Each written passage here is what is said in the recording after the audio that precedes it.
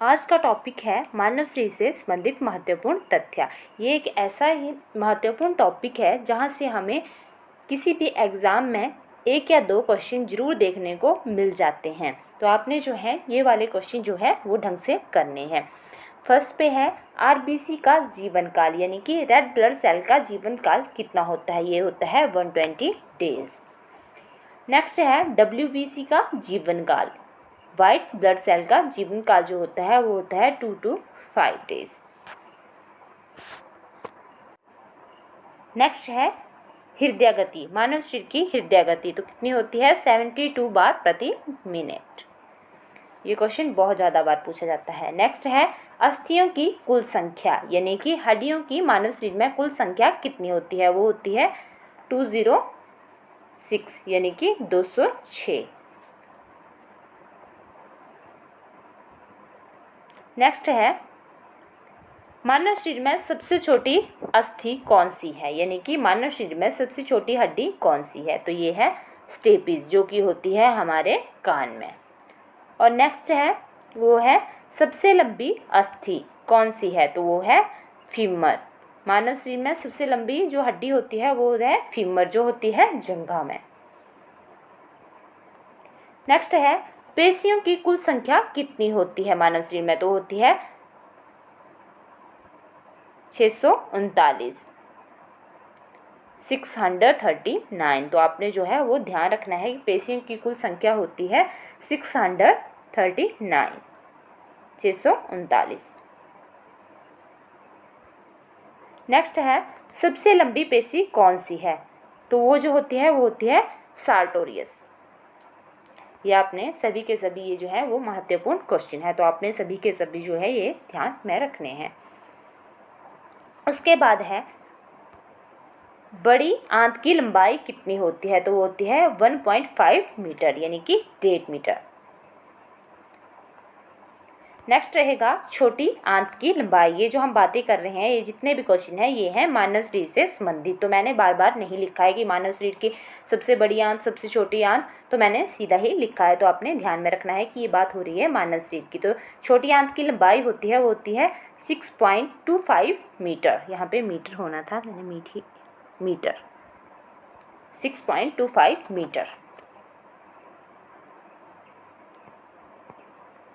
Next रहेगा सबसे बड़ी ग्रंथि कौन सी है। तो वो है यकृत, यानी कि लीवर, LIVER, लीवर। नेक्स्ट रहेगा मानव शरीर का सबसे कठोर भाग। तो वो होता है दांत का इनेमल। जो ये मानव शरीर का सबसे कठोर भाग होता है वो होता है इनेमल। नेक्स्ट क्वेश्चन है वो है सबसे बड़ी लार ग्रंथि। तो ये होती है पैरोटिड ग्रंथि।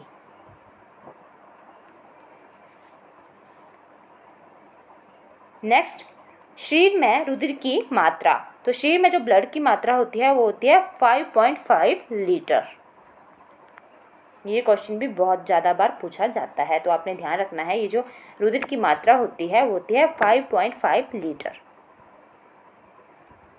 नेक्स्ट है हीमोग्लोबिन की औसत मात्रा। पुरुषों में ये होती है 13 to 16 और जो महिलाएं होती हैं उनमें होती है ये 11.5 to 14। तो आपने ध्यान रखना है कि पुरुषों में होती है 13 to 16 और महिलाओं में होती है, यहाँ पे सिंगल ही होना था, ये 11.5 to 14। ये भी ऐसा क्वेश्चन है जो कि बहुत बार पूछा जाता है कि पुरुषों में कितनी मात्रा होती है और जो महिलाएं हैं उनमें कितनी मात्रा होती है। नेक्स्ट रहेगा हमारे पास WBC की संख्या। जो WBC है वाइट ब्लड सेल है उनकी टोटल संख्या कितनी होती है। 5000 से 10,000 जो है वो होती है इनकी पर क्यूब मिलीमीटर। तो WBC की संख्या कितनी होती है, ये होती है 5000 से 10,000। नेक्स्ट शरीर का सामान्य तापमान कितना होता है। तो शरीर का सामान्य तापमान जो होता है वो होता है 37 डिग्री सेल्सियस में और फ़ारेनहाइट में होता है 98.4। तो अलग अलग दोनों तरीक़ों से पूछ लेता है कि कैसे कैसे होगा। तो ये जो है ये फ़ारेनहाइट का है 98.4 और जो है डिग्री सेल्सियस जो कि सेल्सियस में है वो है 37 डिग्री सेल्सियस, 37 डिग्री सेल्सियस। तो आपने दोनों के दोनों ये याद कर लेने हैं, क्योंकि जो एग्जामिनर है वो कैसे भी पूछ देता है। कभी वो फ़ारेनहाइट में पूछता है तो 98.4 डिग्री फ़ारेनहाइट में होता है, और सेल्सियस में होता है तो 37 डिग्री सेल्सियस। आपने खुद में भी बहुत से एग्ज़ाम में ये वाले क्वेश्चन जो है वो देखे होंगे। नेक्स्ट है सबसे छोटी WBC। तो सबसे छोटी वाइट ब्लड सेल होती है वो होती है लिम्फोसाइट, लिम्फोसाइट। और सबसे बड़ी वाइट ब्लड सेल होती है वो होती है मोनोसाइट। ये क्वेश्चन भी पूछे जाते हैं, तो आपने जो है ये सारे के सारे जो है वो ढंग से तैयार कर लेने हैं। नेक्स्ट है वृक्क का भार, ये होता है 150 ग्राम। नेक्स्ट है मस्तिष्क का भार। मानव शरीर के मस्तिष्क का भार कितना होता है, तो इसकी जो ऐसी मात्रा है वो है 1220 से 1400 के बीच में, और जो इसकी लगभग जो मानी जाती है वो है 1350 ग्राम। तो आपने जो है ज़्यादातर जो है 1350 ग्राम पूछ लिया जाता है, ऑप्शन में दिया होता है, नहीं तो आपने ध्यान रखना है जो इन दोनों के बीच में दी गई हो, 1220 और 1400 के बीच में जो भी दिया गया हो, तो आपने जो है अगर ये न इनमें से मतलब 13, ऐसे तो 1350 उन्होंने लिखा होता है 1350 पर, अगर नहीं लिखा हो तो आपने इन दोनों के बीच में देख लेना है कि कौन सी जो उन्होंने नीचे ऑप्शन दिए गए हैं दोनों के बीच में कौन सा जो है वो लाइज करता है, तो आपने वो वाला टिक करके आना है। कहीं पे उन्होंने ऐसे भी लिखा होता है कि 1220 से लेकर 1400 ग्राम के बीच में, तो आप आसानी से पहचान जाओगे। और अगर ये लिखा होगा 1350 या 1350 ये लिखा होगा तब भी आप आसानी से कर लोगे। अगर इन दोनों के बीच में लिखा होगा तब भी आपने देखना है कि इन दोनों के बीच में कौन सी जो हमारे पास संख्या है वो है, तो वो वाली आपने वहाँ पे टिक करके आनी है, और ये क्वेश्चन आपने गलत नहीं करना है। नेक्स्ट है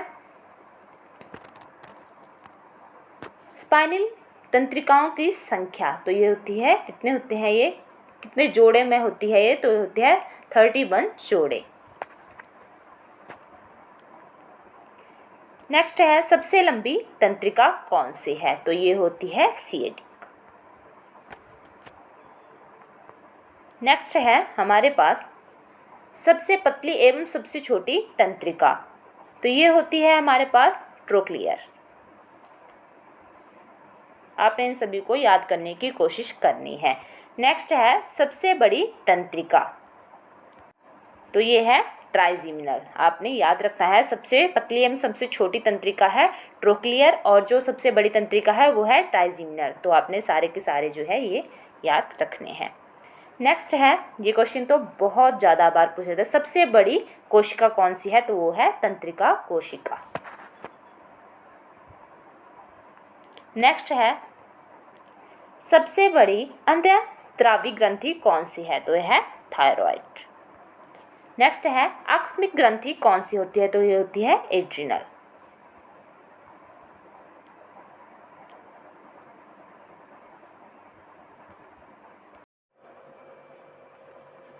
नेक्स्ट रहेगा सबसे छोटी अंतःस्रावी ग्रंथि। इससे पहले था सबसे बड़ी अंतःस्रावी ग्रंथि, वो थी थायराइड। तो और जो है सबसे छोटी है वो है पिट्यूटरी ग्रंथि, पीयूष ग्रंथि। और जो ये पीयूष ग्रंथि है इसको जो है और जो है वो मास्टर ग्रंथि के नाम से भी जाना जाता है। मास्टर, ये बहुत ज़्यादा इम्पोर्टेंट क्वेश्चन रहेगा, बहुत बार जो है ये पूछा जाता है कि किस ग्रंथि को जो है वो मास्टर ग्रंथि के नाम से जाना जाता है। तो ये जो है मास्टर ग्रंथि ये है हमारे पास पिट्यूटरी ग्रंथि। पीयूष ग्रंथि को जो है वो मास्टर ग्रंथि के नाम से भी जाना जाता है। तो आपने जो है ये वाला क्वेश्चन जो है वो जरूर ध्यान में रखना है कि मास्टर ग्रंथि के नाम से किसे जाना जाता है। रुधिर का थक्का बनने का समय 3 to 6 मिनट। सर्वग्राही रुधिर वर्ग जो कि सभी से ले सकता है रुधिर, तो वो है AB। और जो सर्वदाता रुधिर वर्ग जो कि सभी को जो है वो ब्लड डोनेट कर सकता है, वो है O। अति महत्वपूर्ण क्वेश्चन रहेंगे ये दोनों ही। नेक्स्ट है सामान्य रुधिर दाब।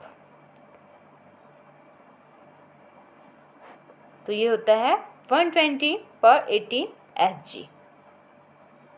फ्रेंड्स, अगर आपको हमारी वीडियो अच्छी लगे तो वीडियो को लाइक करें, शेयर करें और चैनल को सब्सक्राइब करना ना भूलें।